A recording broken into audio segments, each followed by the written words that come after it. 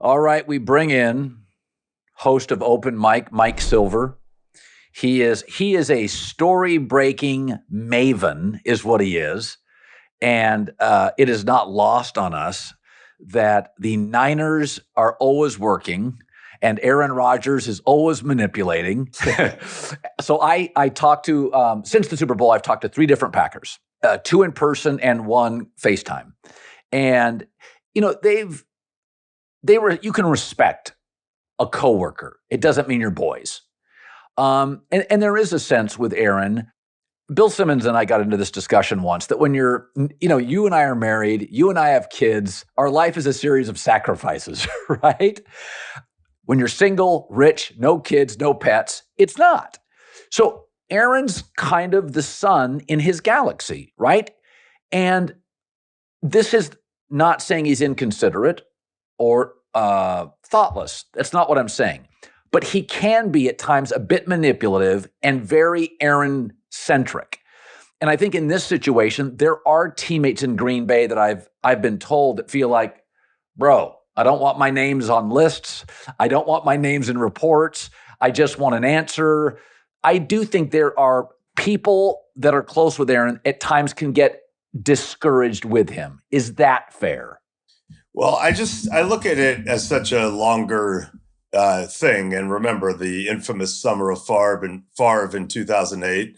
I was at Yahoo at the time and spent a bunch of days, planned on going to Green Bay for a couple of days, stayed for about 5 as the saga played out. And he became the guy and ultimately became what will now be a sure first ballot Hall of Famer and a 4-time MVP. And throughout much of that time, I've been a person who believes very vocally that organization hadn't aggressively gone after it the way they should with a quarterback that special. And, they have a philosophy that dates back, before this regime, Ted Thompson and Ron Wolf and all that. But I used to say, look, it's easy to say we're just going to sit back, be passive, and build through the draft when we have a transcendent quarterback, by the way, for the second time in a row, who will cover up a lot of our ills. And I think they've underachieved organizationally by not doing that. They kind of started to try to do that toward the end. They had their run. It didn't work out. In 2019, they lost badly on the road in the NFC Championship game. In 2020, they hosted with no fans and lost to Tom Brady and the Bucs, a team that had loaded up. And in 2021, they lost at home to the Niners in a game that neither team could really score, but a block punt decided it. All right, the NFL season is officially over. So we got March Madness coming up, final stretch of the NBA, the NHL season. Now is the time. You want tickets? Check out the Game Time app. It's the fastest growing ticket app. They got you covered. March Madness tickets, NBA tickets, playoff tickets, NHL tickets, Game Time. They also do comedy shows. They also do concerts. Anything you want to attend, check out the Game Time app. And right now, $20 off your first purchase. How? Download the Game Time app and use the redeem code Colin. Me, COLIN, $20 off your first tickets. Comedy, concerts, we got March Madness. You got to be at those games. NHL, NBA, final stretch run. The Game Time app, last minute tickets, lowest prices guaranteed. I think they know the window's over. So it makes sense for them to want it to end now. And I think if they had a time machine, they'd go back a year. It makes sense for Aaron, given the way that context has changed, to want to leave. And I understand why people on the outside get frustrated when it seems to make that much sense, why it isn't just happening. And it is a little complicated. And maybe Aaron is exerting leverage right now or just sincerely trying to figure out what he wants. But it seems to me that the math adds up to Jets desperately want him. He knows Green Bay, that time has kind of passed. Packers just want to move forward, knowing that they missed their window, not like, we're going to win the Super Bowl now with Jordan Love. I think they know on some level, and they need to get the contract off the book. So when you put all that together, I see why people on the outside say, let's just do this now. What did you make of the list? Aaron has told some friends it's BS. I tend to defend all reporters, Mike Silver, Diana Rossini. I've never worked with anybody who makes stuff up. Now, I do know Hackett is close with Mercedes Lewis. The name Mercedes Lewis could have shown up on that list from Hackett. I know that because I know Mercedes well, and Hackett and he have a good relationship. And a lot of people like Nathaniel, whether he's a great coach or not, he's very close to a lot of players. He's a very engaging, lovely person. Yeah. So the Mercedes name on the list may not have been Aaron Rodgers, but Aaron's saying, the list is nonsense. He'll announce on McAfee tomorrow, he'll probably push back on some of it. What did you make of the list? Well, I don't mind if there's a list, first of all. I can understand why Aaron and especially the Jets would want us to not think there's a list, but I'm kind of okay with that, especially someone at this stage of his career who's going for broke. And people could say, oh, he's big a diva, he's trying to be the GM. Yeah, and Tom Brady did at the end, and Peyton Manning did at the end, and they won Super Bowls. And if you're that good, you not only are able to do that, but you should. And I'm not saying he's right about Randall Cobb and Mercedes Lewis at this stage of their career. If that's a comfort thing for him, I think it's a conversation with the team that's trying to get him. Lazard, I don't think that's a crazy thing for a team to do. That's right. He's a big receiver. If you bring him in as your 1, you're crazy. If you bring him in as your 2, 3, sure, that's fine. I love the Beckham thing. I think it's cool. Like, Tom Brady had Antonio Brown living in his house. Antonio Brown, who's the biggest nightmare for an organization to deal with at all, ever, including for Tom, it turned out. So, yeah, go get Odell Beckham if he can play like he played when we last saw him. Yeah, I like that. So I don't hate the list if it's real. And I know Diana really well. I'm sure she has great sourcing on it. I don't mind the list. I understand why, if you're the Jets and you're Aaron, you don't want people to think there's a list. I would say it would have been cooler if they just signed Odell Beckham and Aaron, and then Odell was like, yeah, I'm here because of Aaron. But look, I mean, the star quarterback thing is real. When I was talking to Marshawn Lynch after the 2019 season, for a different story. And we were talking about the possibility he had come back at the end when the Seahawks had injuries. We were talking about the possibility of him going back to Seattle. And he goes, I'm not trying to go back to Seattle. I'm trying to go with Tom. And so, next thing I knew, I was texting Bruce Arians and trying to see if that was, it turns out that it didn't happen. But that was Marshawn Lynch's mentality. Like, Tom's in Tampa, I want in. So I think if you're Odell Beckham and Aaron Rodgers on a talented team is going after it, you'd be into that. And so it's frustrating for Packer fans because they're like, he didn't seem to be all in last year. You paid him all the money, and then he kind of disappeared, didn't work with the young receivers, seemed like he thought he could snap his fingers and turn it on at the very end. Even worse, it worked for 4 weeks and then lost to the Lions and it ended. But the Jets wouldn't be getting that guy. They'd be getting an aggrieved, highly motivated, chip on his shoulder, I'll show you, Aaron Rodgers. And so the Packers aren't trading that guy necessarily, but the Jets are getting that guy, and it is what it is. Listen, a lot of these leaks that come out, you can often see which direction the leak comes from, right? Like, I don't think Aaron would want that list out. Right. I surmised today, I said, the Jets are getting frustrated. They released the list. So if he doesn't sign, the New York media will go, well, God, look at the stupid list. Randall Cobb, And my takeaway but was, that's risky, because then if he's your guy, he already doesn't trust you. So I don't know. I haven't talked to Saleh today, but I'll bet if Robert Saleh had any hair, he would have pulled it out during the when he first saw on his screen that list had come out. That's my suspicion is the Jets don't want to go into this relationship with any weirdness. And by the way, I've said this before, Colin, I am pro leak, for the record. Every time we talk about leaks, I do want to say that. Pro leak, keep it coming. So let's pivot to a couple Niner things. So Sam Darnold has a lot of Trey Lance qualities. Coachable, big athlete, mobile but not spectacularly fast, not a pretty thrower, not highly accurate, prone to some mistakes, but good in the room, coachable, big physical athlete for a big physical team and culture. That's what it felt like to me. It feels like Trey Lance and Darnold are battling for the backup, though. Am I too idealistic on this Brock Purdy thing? I think Kyle Shanahan loves Purdy. I think he does. Yeah, he does. And it was settled. It was over. Purdy was the guy. They were good. Couldn't even touch his contract for the next 2 years. Couldn't even renegotiate till 2 years from now.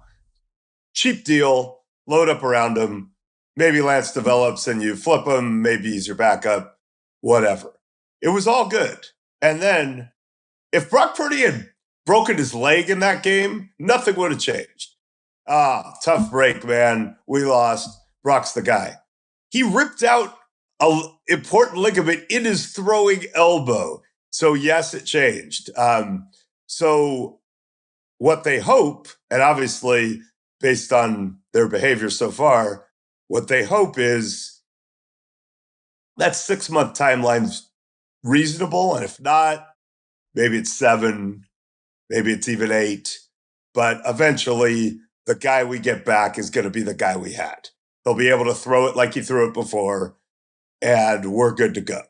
And if that happens, then what you said is absolutely right. But they do have to live in a reality now where it might not be that way. And sometimes there's setbacks. Sometimes there's scar tissue. Sometimes it just never comes back to what it was. I don't think that's likely. I think the likeliest thing is Brock Purdy will be back at some point, not too late in the 2023 season, looking like he did before. But you have to hedge. So after last year's entire offseason of Trey's the guy, and you and I infamously noted during that offseason that wasn't going super smoothly. We accurately reported it. Yeah, we accurately reported that he wasn't super accurate, that his arm was experiencing fatigue, and that he wasn't consistent. We've since been now borne out to be true by including Trey Lance, who was disgusted. But so they have to have a plan C. I wondered if it would be Matt Ryan, if he'd want to do it, given his history with Kyle. I wondered if it would be a Dalton Brissett type of guy. They went a little younger. Interesting comparison, Darnold and Lance. The one thing I'll give to Lance is that Darnold is not known for his intelligence. Right. I'm not saying Sam Darnold's not intelligent, for the record. I'm just saying he's not known as a quarterback who just, blows you away with the whiteboard, right? Yeah, whiteboard. Where Trey, they saw something intelligence-wise before the draft that got them super, super fired up. So that gives me hope that maybe there's a jump to be made. So I think plan A is Lance is the guy, Darnold's the insurance. Maybe Lance starts a game or two, but Purdy's the guy. Plan B is, man, Purdy's not coming along great, but you know what? Lance stepped up. He's the guy, Darnold's the insurance. Plan C is Trey's not able to do it. He's going to have to be the backup. We'll go with Sam Darnold and figure it out.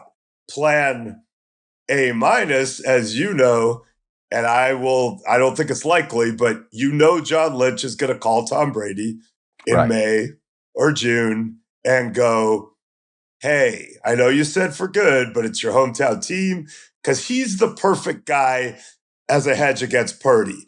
If you don't think Purdy is going to be right next year, but you think he's the guy in the future, you can just do 1 year of Brady and still keep that same plan. It's interesting to me that both the Niners and Miami have constructed their 2023 rosters to basically say, we can win now if our quarterback thing works out. In the Niners case, Purdy's elbow comes back or Lance makes a jump. In the Dolphins case, Tua doesn't keep getting concussed. But, hey, Tom, wink, wink, we're built to win now. And if you came just for 1 year, whoa. No, you and I are leaning in the same direction. I mean, that's why the backups, Darnold and Mike White, are not really super viable long-term pieces. They are your classic emergency starter, meaning if Purdy goes out, Brady steps in. Nobody questions whether Brady's the guy, right? Right. Okay. Yeah, no, I totally agree. And again, so you and I can sit here and say Brady makes a lot of sense. I know they're going to at least try, but are we saying, do we know what Tom Brady's going to want to do? No, he said for good. So I'm assuming it's for good. I just know that if you were going to go back on that, you got two really attractive situations. One where your kids live and you have a place, and one where you grew up and your parents live. So Jimmy G to the Raiders, you know Jimmy G well. There's a lot of stories that can now be told because you don't have to cover him. So I'll throw out what I've been told by the years by people in the building or around the building. He's a guy's guy. There are limitations on his arm. Despite being a pretty big, solid guy, he doesn't have much of a whip, not terribly fluid, kind of mechanical, but he's a great locker room guy, kind of an alpha. Could at times not be flaky, but disappear in the offseason. They felt like he relied a lot on God's genetic gift to him, size, chest, confidence, wasn't a workaholic. He's as good as he should be considering his commitment. Okay, so first of all, I love Jimmy, like I do. And one reason I love him is because I did write some of that. Last August or September, I came out with a thing talking about how they have the press conference in 2018 after his 5 wins. They give him the money. He's the guy. And then they have the big, celebration. And then he leaves and they don't hear from him again for months. And ghosting them over the offseason was habitual, except for the year they drafted Trey Lance. He was really attentive that offseason. So I wondered how that was going to go for me after I wrote that. Next time I saw Jimmy, it was all good. And, that's yet another. I do love Jimmy. I think he's awesome. I love his temperament. I think he had the best temperament for Kyle Shanahan, who gets really tightly wound and grumpy on game day sometimes, not on game day. I think it rolled off Jimmy well. He was super popular. I think his arm, I wouldn't say anything bad about his arm. His release is so good.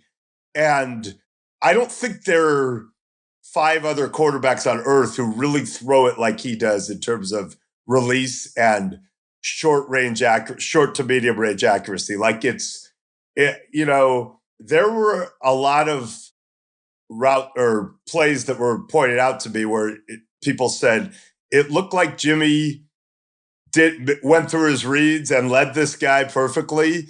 What might have happened here is Jimmy saw it late, but he gets it out so quick and so perfectly that it just looked like that. So I do think his arm is really good.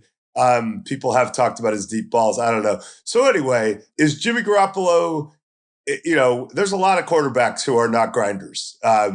One of them we suspect in Arizona because they put a clause in his contract about video games. One of them is trying to get a fully guaranteed deal now. We should talk about that. By all metrics, he deserves relative to Deshaun Watson, and he deserves to get paid way more than Daniel Jones, etc. Right. But I think one of the things hurting Lamar is this perception that he's not grinding in terms of off the field. And Jimmy is another guy who has acquired that reputation. And I told him, in late December when he was hurt, I said, dude, you realize that the most Niner thing ever is going to be for you to somehow come back and play the Super Bowl. Like, it just is. And there was a moment sitting in that stadium at the Link early where I'm like, Purdy's out, Josh Johnson's in, Christian McCaffrey just ran through 5 dudes. They're tied. And I'm like, it's going to happen.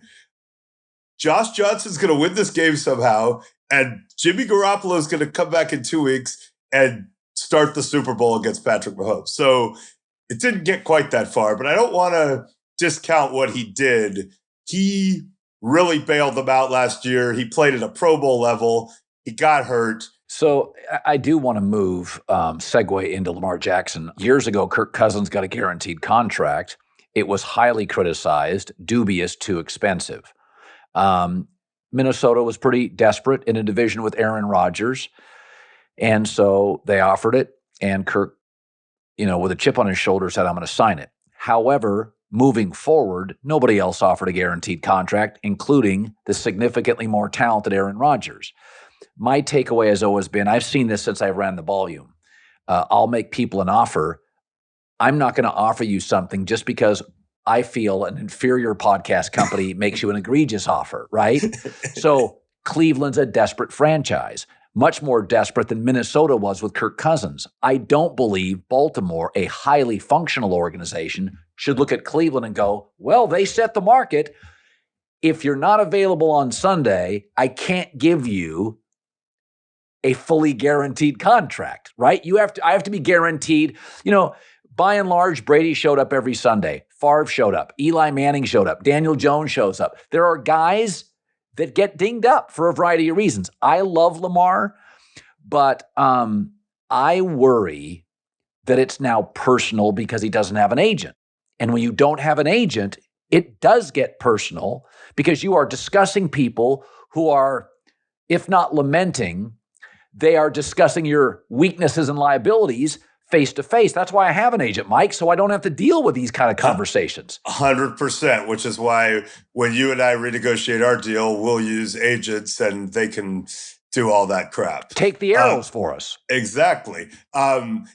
So first of all, I believe the Ravens are not shining organizationally, and I have been as big a fan of that organization publicly as anyone for a long, long time. I think they've botched this too. I have written that they effed around and found out. They were willing to go into the season going, fine, we'll just play it out with Lamar. And am I saying Lamar intentionally sat out all those games to spite them? No, but he didn't have that feeling that he was taken care of. And his coach came out publicly and was like, hey, I think he'll be back in a week or two. And which, I don't love if I'm a player with a bad knee. And they lost a winnable playoff game potentially against the Bengals. They didn't have him. So they've botched it too. And if it's personal, maybe it's personal on their end too, but they've botched it. So let's assess, would it be easier if he had an agent? Yes, it would be easier. Doesn't mean he has to. Roquan Smith doesn't have an agent and they got their thing done. It'd be easier, especially right now, gauging the market, all that. I'm told, Colin, that Lamar can't get past, and we've all been there, right, in our careers. Lamar can't get past, I'm better than Deshaun Watson, and I'm not screwing up off the field. And I'm not saying he's wrong. I think he is. He is better than, totally, absolutely. He's always been a better thrower than anybody wants to admit. Yeah, so Gene Hackman's fallen sheriff in Unforgiven says to Clint Eastwood, I don't deserve this. And, Clint says, deserve's got nothing to do with it. Deserve's got nothing to do with it. He deserves to get a guaranteed deal more than Deshaun Watson or Kirk Cousins. Yes. He deserves to get paid more than Daniel Jones, for heaven's sake. For heaven's sake. Daniel Jones, I mean, come on. that deal's not going to age well. I'm sorry. Right. But as you know, it's all about circumstance and leverage. And he could have signed after year 3, gotten a bunch of money up front, and now be trying to renegotiate from strength. He didn't do that. He didn't do what Kirk Cousins did and play out 2 franchise tags and put his organization in a box to the point where they blinked and took Alex Smith and he was free.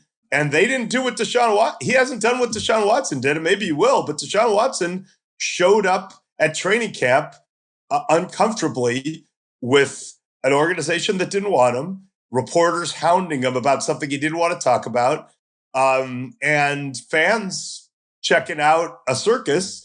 And he knew he wasn't going to play. It turned out he wasn't going to play for, almost a year and a half. But by doing that and having the will to do that, he created leverage, and the Browns were desperate, and he got that deal. So, you put all of those things together, and if you're Lamar Jackson, well, you don't have that kind of leverage and you haven't exerted that kind of will.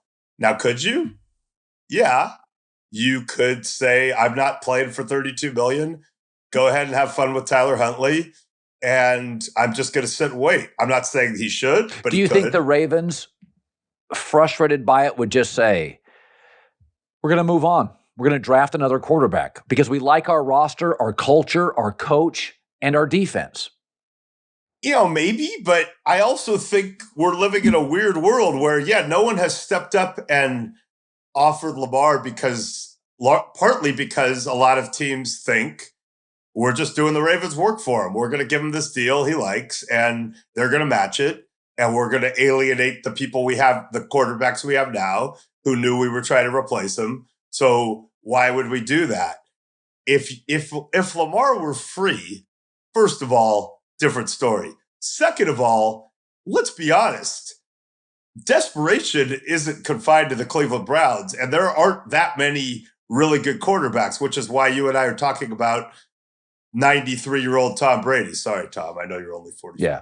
It's why we're talking about Tom Brady. That's why we're talking about lists and Aaron Rodgers. There are only so many transcendent ones, and I think Lamar's transcendent. I'll stick up for Lamar as a player.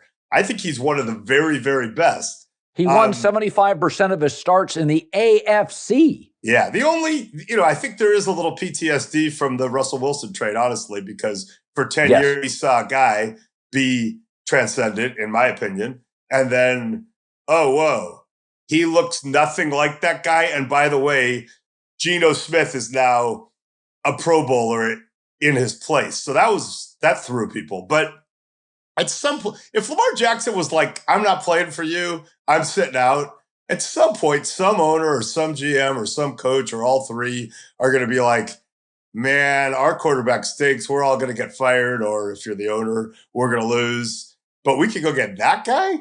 Just go get him. I want to talk about Sean McVay and the Rams. So I contend that if you ask Kyle Shanahan if he could have a Super Bowl ring and McVay could dominate him, he would take the ring. But it does irk McVay greatly that he looks at McVay's weapons, Zach Taylor's weapons, Shanahan's weapons, his peers, his age peers, and they're stacked. And he's sitting there thinking, I got an injured Cooper Kupp. I don't like my back, Cam Akers. My O-line shit. Stafford's got an elbow issue and won't renegotiate, and he's pissed. So in my world, he has used retirement twice. Last year to get a big contract, this year to get more leverage with personnel. And I was told a month ago by somebody inside the organization that knows Sean well. He basically said, fellas, I'll come back. We're moving off defense. I watch what all my contemporaries have, all these young coaches, and I see their weapons. We're spending money on offense. So I predicted they were going to move Jalen Ramsey, get draft capital, free up cash for offense. They move off Floyd. Good player, not great, but 8 sacks a year. Now they have a huge hole at that spot. They move off Bobby Wagner. Past his prime, but certainly high IQ, excellent communicator, really a nice veteran piece on a playoff team. Excellent sure. piece. Do you believe, if I'm wrong on any of this, shout it out, but I believe Sean has just said, guys, we're going to load the offense up now. I won you a Super Bowl, and the defense was 15th in the league. Do you think there's a struggle with him and Les Snead? I don't know. Okay, so first of all, fix the offensive line. That's the most important. That's more important than any of it. No matter what, do that. I think Sean's had a lot of power there. It just, I believe he sincerely thought about walking away the Super Bowl year, and those TV jobs were good jobs. And he's a supernova who burns himself hard, like a lot of these guys. And he's been told for a long time, you'd be great at television.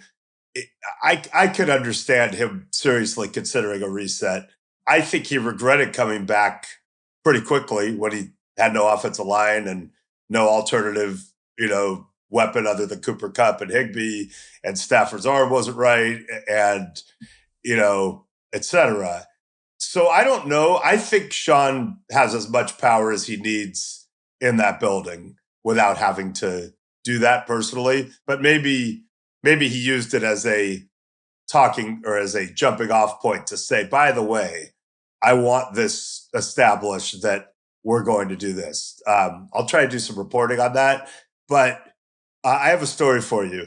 Okay. Because it goes back to the first thing you said. So in 2017, the Rams come out of nowhere and win that division in Sean's first year.